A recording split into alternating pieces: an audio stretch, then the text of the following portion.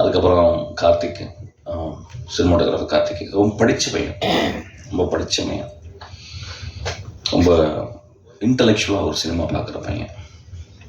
குதிரைவாலெலாம் பண்ண ஒரு பையன். அவன் போனோடனே கதை எனக்கு என்ன மாதிரி கதை நீங்கள் அப்படின்னு சொல்லி கேட்பான். ஆக்சுவலாக எந்த கதையும் அப்படியே ஒத்துக்கிற ஒரு சினிமாட்டோகிராஃபர் கிடையாது. ஆக்சுவலாக என்கிட்ட வர கூட ரொம்ப சார் நான் நீங்கள் எப்போயாவது நீங்கள் படம் பண்ணும்போது நான் இந்த படத்துக்கு நான் நல்லது ஜஸ்டிஸ் பண்ணுவேன் அப்படின்னு சொன்னால் எனக்கு கூப்பிடுங்க சார் சொன்னால் ஒரு ரொம்ப ரொம்ப மேன்மையான ஒரு பையன். இந்த படத்தில் வந்து நல்லா பண்ணியிருக்கான். ஆர்ட் டைரக்டர், ரொம்ப கஷ்டமான ஒர்க். ஆர்ட் டைரக்டர் பின்னாலேயே இருக்கணும். ஆக்சுவலாக அது யாரும் பார்க்க மாட்டோம். ஆனால் ரொம்ப செழுமையாக ரொம்ப அழகாக சிம்பிளாக பண்ணியிருக்கான். அந்த படத்தினுடைய எடிட்டரு, அதுக்கப்புறம் சேகர். எதுக்கு வந்து காலில் விழுந்தாலும் தெரியல. ஆக்சுவலாக நிறைய பேர் என்ன தியாகி மாதிரி ஆகிட்டாங்க. ஆக்சுவலாக நான் பார்க்கும்போது ரொம்ப வாயிலாம் கட்டி ரொம்ப செத்து போன மாதிரி உட்காந்துருந்தேன். ஆக்சுவலாக காலிலெல்லாம் வந்து விழுந்தாங்க. காலில் விழுந்து வயசாயிருது. ஆக்சுவலாக நான் சாதாரணமாக வயசாகாது, இப்போ காலில் விழுந்து வயசாயிருது. ஆக்சுவலாக எனக்கு தெரியும் ஒரு 16-18 வருஷமாக எனக்கு தெரியும். சித்திரம் வயசுலேருந்து என் கூடவே இருக்கிறேன். ஆக்சுவலாக ஓடிக்கிட்டே இருக்கான். அப்படி ஓடி ஓடி ஓடி ஓடி ஓடி இன்னைக்கு வந்து ஒரு ஒரு ஒரு இன்னைக்கு ஒரு ப்ரொடியூசர் லெவலுக்கு வந்துட்டான். ஆக்சுவலாக சீக்கிரம் என் படத்தையும் பண்ணிடுவ போலடா நீ. ஆமாம், ரொம்ப எளிமையான பையன், ரொம்ப அன்பான பையன், ரொம்ப தன்மையான பையன். அதாவது ஒரு என் குடும்பத்தை சேர்ந்தவன் தான். எது ஓடி வருவான் அப்படி எதுக்கு அந்த மாதிரி பையன். அதுக்கப்புறம் ஸ்ரீகாந்த், ஒரு சினிமாவில் 30 வருஷம் நட்பு இருக்குமா அப்படின்னா டவுட் தான். பெரிய பெரிய நட்பெல்லாம் இருந்திருக்கு, பிரிஞ்சிருக்கு ஒரு காலகட்டத்தில். அதாவது 2 பேரும் ஒன்றா வருவாங்க, திடீர்னு ஒருத்தர் உயரத்துக்கு போயிடுவார். அப்புறம் ஏதோ இந்த நட்பு தாங்காது. அப்படி ஏதோ ஒரு ப்ராப்ளம் வந்து ஒரு காம்ப்ளெக்ஸ் வந்து மனித இயல்பு தானே அது. ஆக்சுவலாக என்னடா கடவுள் நம்மளை வந்து இப்படி பண்ணிட்டானே, என்ன இந்த லக்கு அவருக்கு மட்டும் அடிச்சிச்சு, எனக்கு ஏன் இது கிடைக்கல அப்படின்ற குழப்பம்லாம் வந்துடும் நட்பில். அந்த குழப்பமே இல்லாத ஒரு மனிதர் தான் ஸ்ரீகாந்த். இன்னைக்கு வரைக்கும் நான் மேலே போகும்போது எனக்கு வந்து டக்குன்னு கட்சி படுத்து பாக்கெட்டில் வைப்பார். நான் வேகமாக ஓடும்போது ஓடி வந்து எனக்கு இந்த ஷூ போட்டுருங்க மிஷ்கின்னு சொல்லுவார். நான் ஏர்போர்ட்டுக்கு போகும்போது டிரைவர் இல்லைன்னா அவர் ஓட்டு வருவார். நான் சித்திரம் பேசுறி ஆரம்பிக்கும் போது நான் இரவுகளில் உட்காந்து நான் வந்து எழுதிக்கிட்டே இருப்பேன். நான் வந்து ஒரு இரவு படுறேன். அப்போ ஒரு மூலையில் உட்காந்துட்டு அவர் எனக்காக டீ போட்டுக்கிட்டே இருப்பார். என் லைஃப்பில் மறக்க முடியாத ஒரு நண்பர். ஆக்சுவலி நான் அவரை பற்றி எங்கேயுமே பேசலை. ஆக்சுவலி என்னை ஏன் பேசலைன்னா வந்து அது அப்படியே இருக்கணும்னு நான் ஆசைப்பட்றேன். இன்னைக்கு வரைக்கும் எனக்கு பின்னாடியே இருந்துக்கிட்டு எனக்காக வேலை செஞ்சுக்கிட்டே இருக்கார். ஆக்சுவலி என் தம்பி வேலை செஞ்சதில்லை, எங்கள் அப்பா அம்மா எனக்கு ஹெல்ப் பண்ணதில்லை. ஆனால் எனக்காக அவங்க குடும்பத்தை கூட பார்க்காம எனக்காக என் மகளை பார்த்து கொண்டு, என் மகள்கிட்ட பேசுறது கூட எனக்கு டைம் கிடையாது. என் மகளுக்கு இன்றைக்கெல்லாம் காசு நேரத்தெல்லாம் போய் காசு அனுப்பினார். ஆக்சுவலாக ஸோ என்னை எப்பொழுதுமே நேசிக்கணும். என் வாழ்க்கையில் என்ன பெருசாக சாதித்தேன் அப்படின்னா, நான் சாகும்போது ஸ்ரீகாந்த் என் கூட இருப்பார்.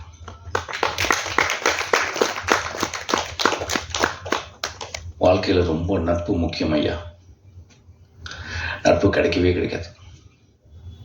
அம்மா அப்பா அது ஒரு ஆக்சிடெண்ட்டில் குழந்தை பிறகு,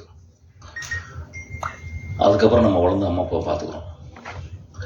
ஆனால் எந்த ஒரு பிரதி உபரம் எதிர்பார்க்காம ஒரு நண்பன் கூடவே இருக்கிறான் அப்படின்னா ஏதோ என்னை நேசித்து கொண்டே இருக்கிறான். ஏதோ என் நேசத்தில் ஒரு அர்த்தம் இருக்குது. நான் இது வரைக்கும் இந்த அளவு ஒரு மனிதனை, ஒரு பெண்ணை நேசிச்சிருப்பேன்னு தெரியல. அந்த அளவு நான் ஸ்ரீகாந்தை நேசிக்கிறேன். இன்றைக்கி தான் நான் சொல்கிறேன். ஆக்சுவலாக இது என்ன பேசுகிறேன், இந்த காணொலியை பார்த்து என்ன ஆக போகுது அப்படின்னா, அதான் இப்போ எல்லாரும் பேசினாங்க, அந்த காணொலியை எவ்வளோ இன்ட்ரெஸ்டாக பார்ப்பாங்க அப்படின்னு எனக்கு தெரியல. ஆனால் ஏதோ ஒரு வகையில் பேசும்போது மனிதம், அன்பு ததும்பி வழிந்து கொண்டே இருக்கிறது. என் வாழ்நாள் முழுவதும் என்னை பார்த்து கொண்டிருக்கும் இந்த மகா மனிதனை பற்றி பேசுறது ரொம்ப சந்தோஷப்படுறேன். எல்லாருக்குள்ளேயும் நட்பு ரொம்ப ரொம்ப இம்பார்ட்டன்ட். அந்த நட்பு பிரிஞ்சிடும். ஒரு தடவை நட்பு பிரிஞ்சிருச்சு. ஒரு நாள் வந்து என்னை விட்டு போயிட்டார்.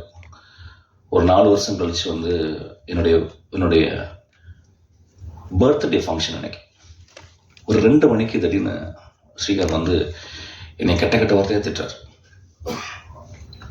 திட்டிட்டு உட்காந்து அழுகுறாரு. என்ன சொல்கிறார், 4 வருஷம் என்னை பிரிஞ்சிட்டிங்களேன்னு சொல்லிட்டு.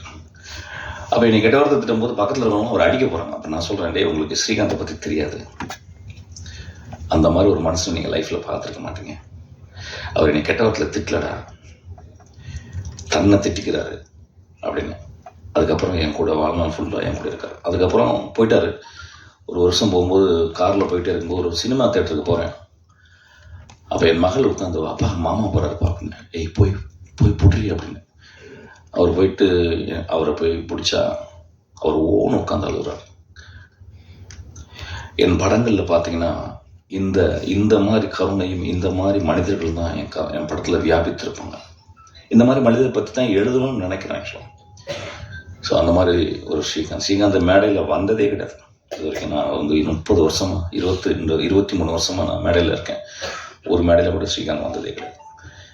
இந்த மேடையில் எப்படியோ ஏற்றப்பட்டுட்டார். அதனால் நான் ஸ்ரீகாந்த் எனக்கு என்ன பேசுறதுன்னு தெரியல. பேசிக்கலாம், நான் ரொம்ப பெரிய யோசிக்க மாட்டேன் என்ன பேசுனேன்.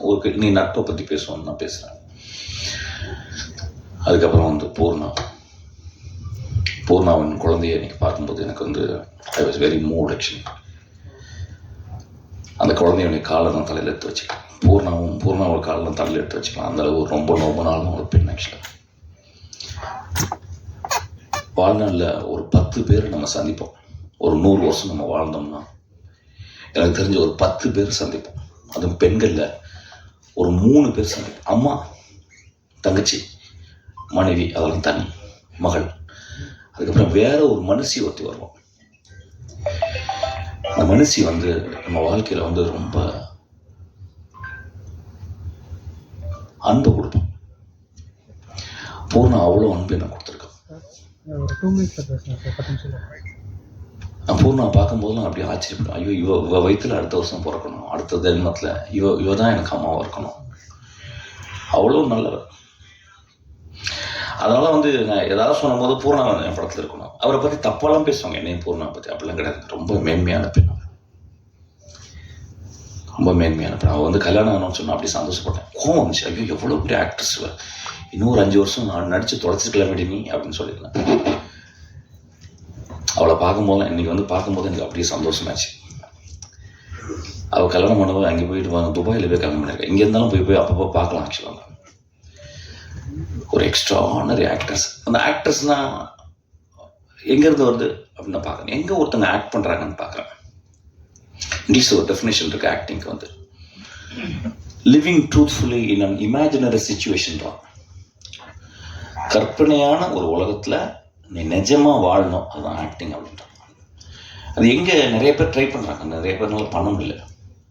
ஏன்னா ஏதோ ஒரு வகையில் மனசில் வந்து இந்த சீனை நான் கரெக்டாக பண்ணிட்டேன்னா, இந்த சீனை வந்து சூப்பராக பண்ணிட்டேன்னா, இந்த சீன் பண்ணும்போது மூக்கு அப்படி ஆட்டிட்டேன்னா, ஆட்டிட்டேன்னா ஆடியன்ஸ் கை தட்டுவாங்களா அப்படின்னு பார்க்குறாங்க.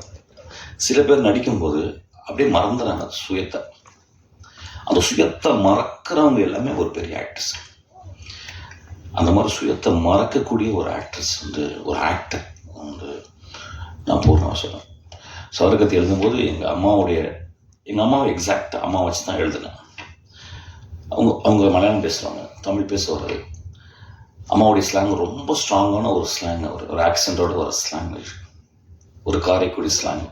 அது தம்பி போய் சொல்லி கொடுத்தாங்க. 35 நாள் பூர்ணா ப்ராக்டிஸ் பண்ணிட்டே இருந்தான்.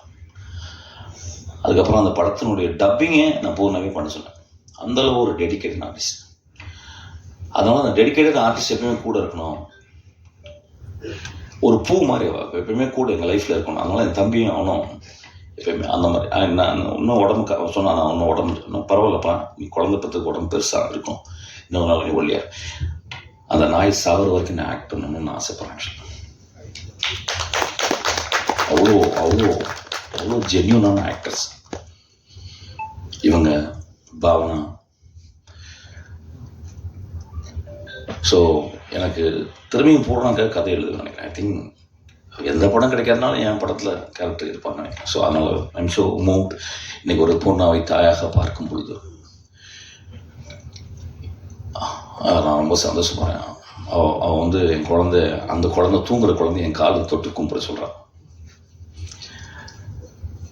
என் குழந்தையோட உன் குழந்தை நல்லா வாழணும்னு நான் கடவுள்கிட்ட வேண்டிப்பேம்மா.